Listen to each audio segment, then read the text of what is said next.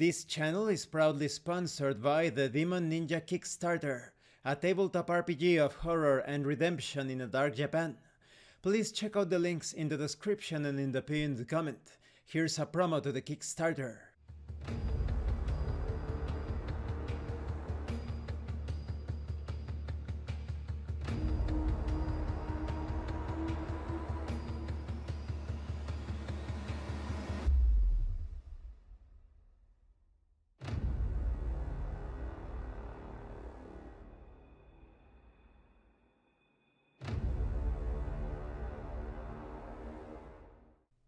And the Red Room Publishing. Please check out the link to their store also in the description and in the comment for exclusive tabletop RPG products you will find nowhere else.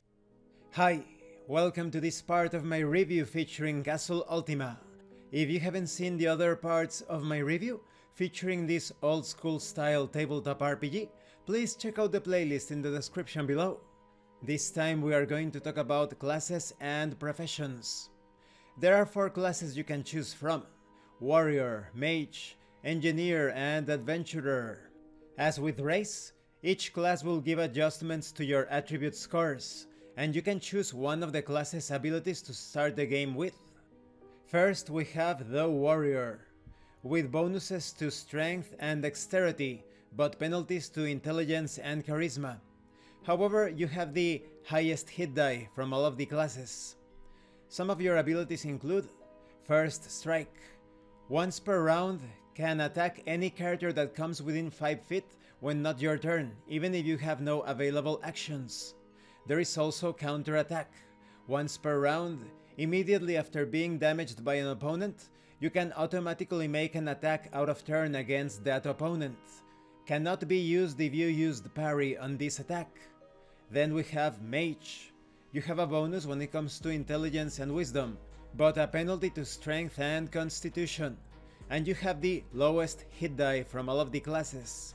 You have abilities such as Evocation Spells.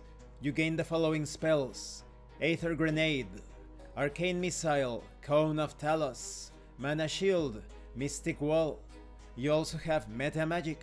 Once per encounter, when casting a spell, you may select from various effects such as double the spell's range, double the spell's duration, or reroll any of the spell's damage dice. Then we have Engineer, with bonuses to Constitution and Charisma, and penalties to Dexterity and Wisdom. You have abilities such as Aimed Shot. It requires 2 actions. Reroll 1 failed attack roll on your next turn. You also have Overdrive, requires 2 actions. Select 1 mechanical weapon you or any ally within 5 feet is holding. On a successful craft check, with a difficulty class of 15, you may add your intelligence to the weapon's damage for the next 6 rounds. When the effect ends, the weapon becomes unusable for 6 rounds. Then we have the Adventurer. Choose 2 attribute scores to gain a +1 and 2 other scores to get a -1. You have a hit die of D8, which is better than D6 when it comes to Engineer, but not as good as the Warrior. Some of your abilities include Deep Pockets, double the number of ammunition containers or belts you can carry. You also have Parry. Once per round, when you are hit with a melee attack, you may roll a D6 to reduce the damage. Now when it comes to professions, you have 20 professions to choose from, and during the course of a campaign, your player character can change professions. As with race and class, each profession will give you adjustments to your player character's attribute scores. However, you cannot choose which profession ability to start the game with. You must start the game with only the first ability listed under each profession. The 20 professions are Alchemist, Artisan, Assassin, Bard, Cleric, Diplomat, Guardsman, Hero, Jester, Merchant. You also have Noble, Ranger, Sage, Smith, Smuggler, Soldier, Sorcerer, Thief, Vagabond, and Witch. Let me talk about a couple of them to give you some examples.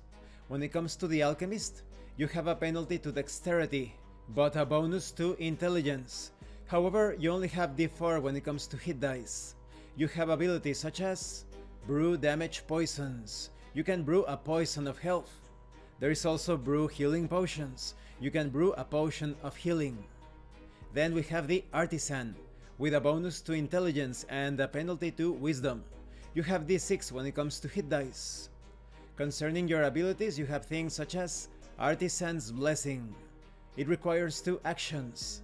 Until the end of the encounter, one target item, object, or weapon within 5 feet will give its user a +1 in any check wherein it's used.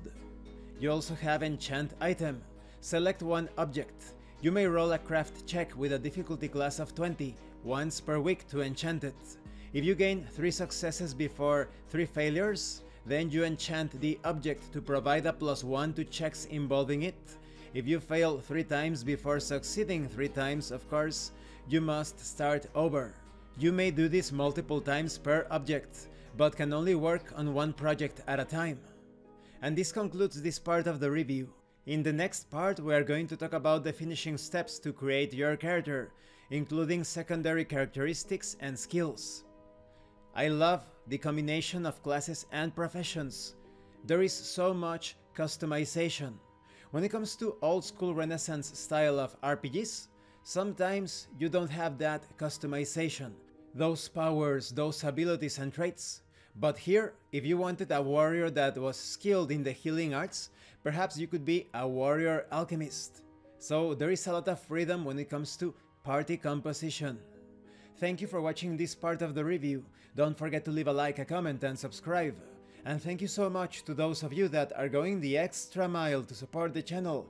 If anyone else wishes to further support the channel, the information on how to do that will be in the description below.